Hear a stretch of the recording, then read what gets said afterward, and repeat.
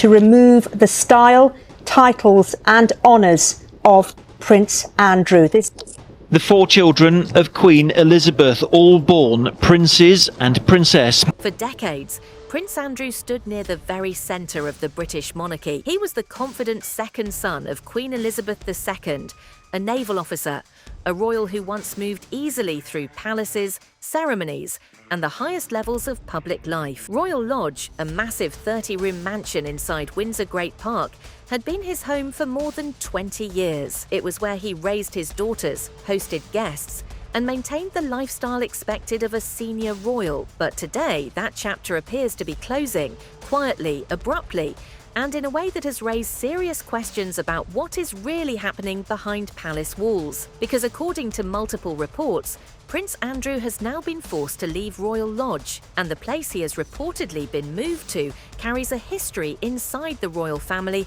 that many observers find deeply unsettling.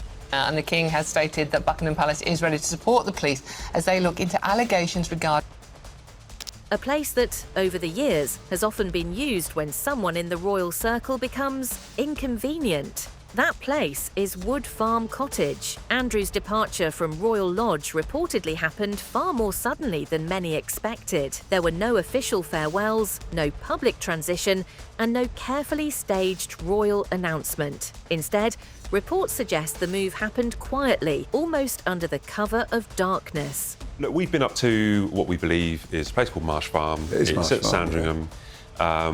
We've been looking at it this week, the last couple of days, and a lot of security fences are going up. A lot of work's being done on getting this house into shape for a former prince. One evening, Andrew was still living inside the Grand Windsor estate he had occupied for decades. By the next day, he was gone. For someone who had spent so much of his life surrounded by royal privilege, the speed of that exit was striking. Until recently, Andrew had been sharing Royal Lodge with his former wife, Sarah Ferguson. Their relationship has long been one of the most unusual arrangements within the royal family. Although they divorced in the mid-1990s, they continued living under the same roof and often described themselves as close friends. Sarah once famously joked that they were the happiest divorced couple in the world. For years, the palace tolerated the arrangement. But in recent months, that patience appears to have run out. According to several reports, Prince Andrew had hoped to remain at Royal Lodge indefinitely, but the decision was ultimately taken out of his hands. Demanding to know how long he had known about Andrew and Jeffrey Epstein. Have a listen. Charles, how long have you known about Andrew and Epstein?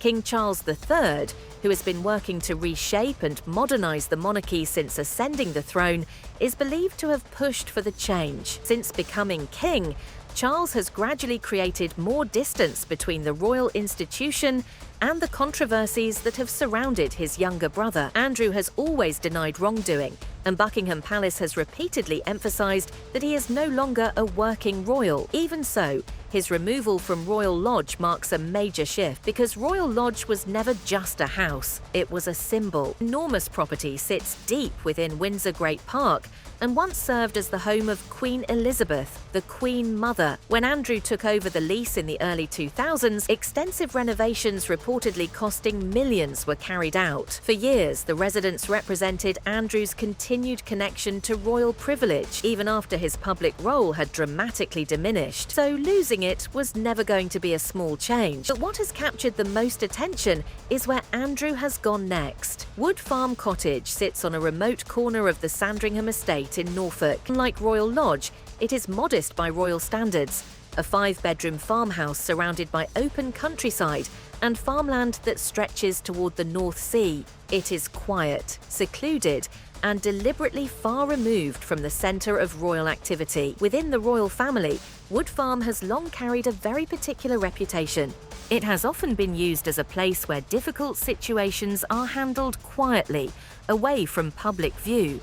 And its history includes some of the most uncomfortable chapters the royal family has ever faced. In fact, Wood Farm is closely connected to one of the most tragic and often forgotten figures in royal history, Prince John. Prince John was the youngest son of King George V and Queen Mary, born in 1905. From an early age, it became clear that something was different about him. As a small child, he began suffering from epileptic seizures, and his condition gradually worsened. At the time, very little was understood about epilepsy, and attitudes toward the condition were often harsh and deeply stigmatizing. Eventually, the decision was made to remove Prince John from public royal life. He was sent to live at Wood Farm Cottage under the care of his devoted nanny, Charlotte Bill, known affectionately as Lala. There, away from London, away from court life, and largely away from the public eye, he lived a quiet and sheltered existence. He kept chickens, spent time outdoors, and enjoyed simple routines.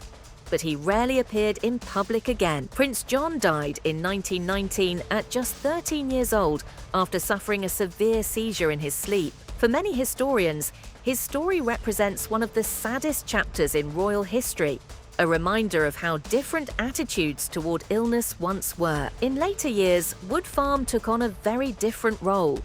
Queen Elizabeth II and Prince Philip often used it as a private retreat, where they could escape the rigid formality of palace life. According to royal biographers, the atmosphere there was surprisingly relaxed. The Queen sometimes cooked her own meals, washed dishes, and enjoyed a quieter pace of life far from Buckingham Palace.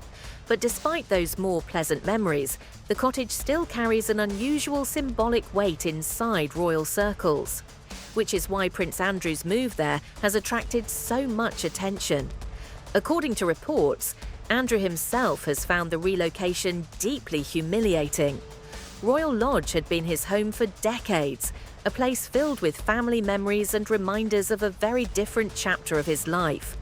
Now, his world appears to be shrinking. Reports also suggest that some royal household staff have been told they are not required to serve Andrew if they feel uncomfortable doing so. Several staff members who previously worked with him in Windsor are believed to have declined to relocate to Sandringham. As a result, the support system that once surrounded him may now be significantly smaller. What is clear is that each step seems to place Andrew further away from the centre of royal life, from Royal Lodge to Wood Farm, from one of the grandest royal residences to a quiet farmhouse on the edge of the Sandringham estate. And that raises a question many royal observers are now asking. Is this truly just a temporary stop? Or is Prince Andrew slowly being moved into the background of royal history, just like others who once stood much closer to the crown? Let me know what you think. And if you want to stay updated on the latest royal developments and the hidden stories behind the monarchy, make sure you subscribe.